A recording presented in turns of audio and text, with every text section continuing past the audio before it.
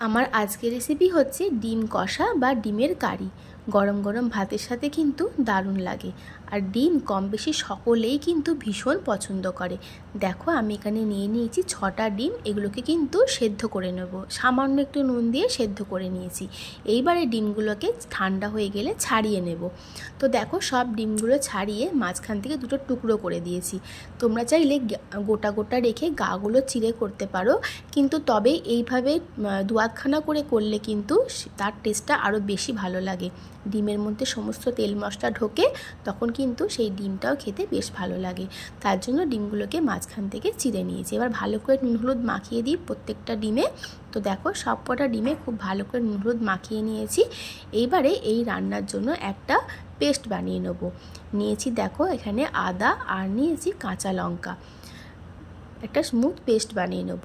এবারে ডিমগুলোকে ভেজে নেব। তার জন্য কড়াই দিয়ে দিচ্ছি সর্ষের তেল। তেলটা ভালো মতন গরম হয়ে গেলে একটা একটা করে ডিম দিয়ে সব ডিমগুলোকে একটু হালকা করে ভাজবো, খুব বেশি কড়া করে কিন্তু ভাজবো না। তো দেখো ডিমগুলোকে উল্টে পাল্টে ভালো করে ভেজে নিয়ে তারপর ফিরে আসছি।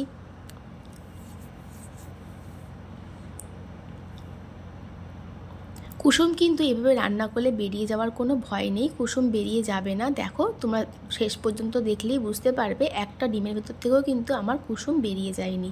তো দেখো ডিমগুলো হালকা করে ভাজা হয়ে গেছে। এবার ডিমগুলোকে আমি তুলে নেব একটা অন্য পাত্রের মধ্যে। তো ডিমগুলো আমি তুলে নিই। এইবারে এই ডিমের জন্য বানাবো গ্রেভি। তার জন্য কড়াইয়ে আর যেটুকু তেল আছে তার মধ্যে দিয়ে দিলাম গোটা জিরে আর গোটা গরম মশলা ফোড়নটা 2-3 মিনিট ফ্রাই করার পর দিয়ে দিচ্ছি রসুনের কুচি। রসুনটা চাইলে তোমরা বেটেও ব্যবহার করতে পারো, আবার কুচি করেও দেওয়া যায়। তো দেখো রসুনটাও 2-3 মিনিট ফ্রাই করার পর দিয়ে দিলাম এখানে পেঁয়াজ কুচি। আমি 2টো বড় সাইজের পেঁয়াজ ব্যবহার করেছি। পেঁয়াজটাকে গ্যাসের ফ্লেমটা হাইতে করে ভালো করে ভেজে নিয়েছি। দিয়ে দিচ্ছি এরপর একটা টমেটো আর আদা কাঁচা লঙ্কার পেস্ট।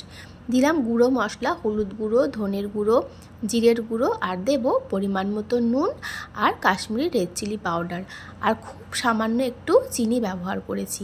দিয়ে মশলাটাকে খুব ভালো করে কষিয়ে নেব। এই সময় কিন্তু গ্যাসের ফ্লেমটা লো টু মিডিয়ামে করেই মশলাটাকে কষাতে হবে। হাইতে করে কষালে মশলা কিন্তু পুড়ে যাবে। খুব ভালো করে মশলাটা কষানোর জন্য গ্যাসের ফ্লেমটা লো টু মিডিয়ামে করে তেল ছাড়া পর্যন্ত আর মশলার কাঁচা গন্ধ চলে যাওয়া পর্যন্ত একটু সময় নিয়ে মশলাটাকে কষিয়ে নেব। তো দেখো মশলাটা আমার কষানো একদম কমপ্লিট। তোমরা কালারটা দেখে বুঝতেই পারছো। এইবারে এর মধ্যে দিয়ে দিচ্ছি গ্রেভির জন্য পরিমাণ মতন জল। খুব বেশি জল কিন্তু ব্যবহার করিনি, কারণ এটা একটু গামাখা করব, সেই জন্য। আর এটা বেশি ঝোল ঝোল খেতে ভালো লাগবে না, একটু মাখা মাখাই ভালো লাগবে। সেই জন্য জলের পরিমাণটা কিন্তু একটা বড় কাপের হাফ কাপ জল দিয়েছি। তো দেখো ভালো করে ঝোলটা এবার ফুটতে দেব। দিয়ে দিচ্ছি 2টো কাঁচা লঙ্কা। ঝোলটা ফুটে উঠলে এর মধ্যে একটা একটা করে ডিম সব কটা আমি দিয়ে দেব। তো দেখো এবার ডিমগুলোকে আমি ঝোলের মধ্যে দিয়ে দিচ্ছি। খুব আস্তে সাবধানে দিতে লাগবে ডিমগুলো ঝোলের মধ্যে। তো দেখো খুব হালকা হাতে প্রত্যেকটা ডিম কিন্তু আমি আস্তে আস্তে করে ঝোলের মধ্যে দিয়ে দেব।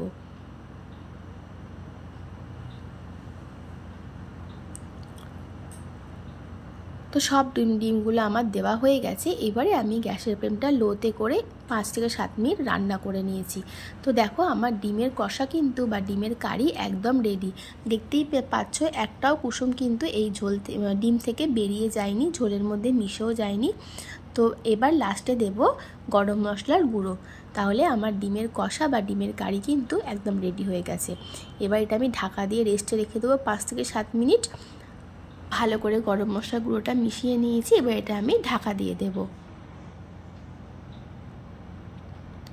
5 থেকে 7 মিনিট পর এটা একটা অন্য পাত্রে ঢেলে নেব। তো দেখো আমার ডিমের কষা বা ডিমের কারি কিন্তু একদম রেডি হয়ে গেছে, আর একটাও কুসুম কিন্তু বেরিয়ে যায়নি। তোমরা পুরো ভিডিওটা দেখে নিশ্চয়ই বুঝতে পেরেছো। আর এই রেসিপিটা কিন্তু গরম গরম ভাতের সাথে যেমন ভালো লাগে, আবার রুটির সাথেও খেতে কিন্তু দারুণ লাগে। রেসিপিটা ভালো লাগলে তোমরা বাড়িতে বানিয়ে দেখো, আর আমাকে কমেন্ট করে জানিও তোমাদের কেমন লাগলো। আর আমার এই রেসিপিগুলো ভালো লাগলে আমার চ্যানেলটা সাবস্ক্রাইব করে দিও। একটা লাইক, কমেন্ট আর শেয়ার অবশ্যই করো। সবাই খুব ভালো থেকো, সুস্থ থেকো। নতুন রেসিপি নিয়ে আমি আবারও হাজির হব। ততক্ষণের জন্য টাটা।